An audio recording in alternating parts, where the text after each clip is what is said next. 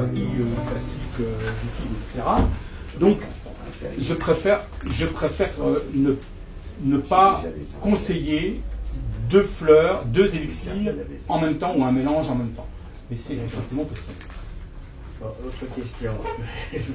Je l'ai vu dans la boutique des fleurs de Bach au Port-Royal. Oui. Il y a, je crois que c'est un jeune chercheur anglais qui a fait toute une étude sur la flore, sur les potentialités de la flore, je crois, sud-africaine et australienne. Oui, le bush australien, oui, les fleurs de bush australien, j'en parle dans mon livre. Je pense que dans un premier temps, il faut essayer de guérir ses maux.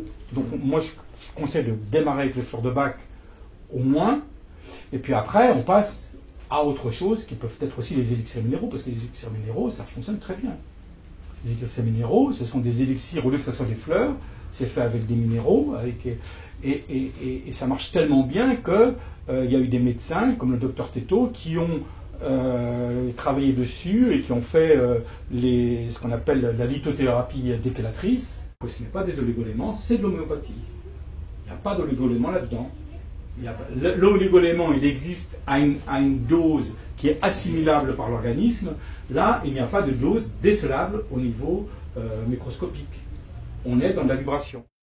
De la tourmaline qui est ici, voilà, et qui est faite à base de véritables tourmalines qui restent dans un bain d'eau au soleil pendant un certain nombre d'heures, même de jours au soleil, et après c'est dilué dans du cognac.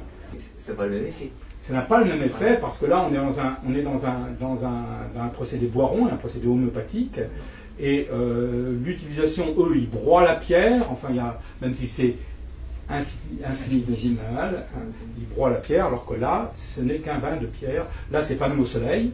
Voilà, c'est au soleil. Donc on n'a pas non plus exactement ni la même fabrication, ni les mêmes, comment dire, indications. Qu'est-ce qui se passe? Et en fait, la logique, et il l'a prouvé scientifiquement, c'est que ce n'est pas au niveau de l'oligoélément que ça manque, c'est au niveau de l'ion. C'est-à-dire qu'il y a des ions positifs ou des ions négatifs, et donc il manque l'ion qui correspond justement pour stimuler justement l'organe qui va refonctionner. Donc on est bien dans de l'homéopathie.